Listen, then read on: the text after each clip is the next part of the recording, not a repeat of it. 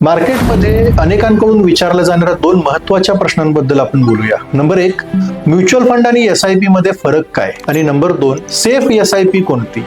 Mutual fund आणि SIP मध्ये फरक काय किंवा म्युच्युअल फंड आणि SIP मधलं बेटर काय हे विचारणं म्हणजे गुगल चांगलं की इंटरनेट हे विचारण्यासारखं झालं. कारण म्युच्युअल फंड आणि SIP हे दोन वेगवेगळे इन्व्हेस्टमेंट प्लॅटफॉर्म नाही, तर म्युच्युअल फंड हा इन्व्हेस्टमेंट प्लॅटफॉर्म आहे आणि SIP ही दर महिन्याला त्यामध्ये सिस्टमॅटिकली इन्व्हेस्टमेंट करण्याची एक पद्धत आहे. आता प्रश्न येतोय, सेफ इन्व्हेस्टमेंट किंवा सेफ SIP कोणती? तुमचे फायनान्शियल गोल जर शॉर्ट टर्मचे असेल तर त्या ठिकाणी तुम्हाला प्रिन्सिपल अमाऊंट सुरक्षित ठेवणं ही तुमची प्रायोरिटी असते आणि त्यासाठी सेफ राहणं ही तुमची नेसेसिटी बनते. जर तुमचं इन्व्हेस्टमेंट टेन्युअर किंवा इन्व्हेस्टमेंट गोल हे 15 वर्ष 20 वर्ष असं लॉंग टर्मचं असेल, रिटायरमेंट सारखं गोल असेल, तर त्या ठिकाणी रिस्क घेणं ही तुमची नेसेसिटी बनते किंवा तेव्हा सेफ राहणं ही रिस्क घेणं ही इन्व्हेस्टमेंट डिसिजन मधील प्रायोरिटी कधीच नसते किंवा नसावी.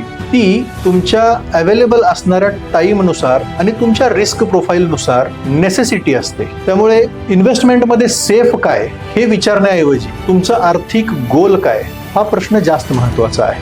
Investments in securities and mutual funds are subject to market risks. Please consult financial advisor before investing.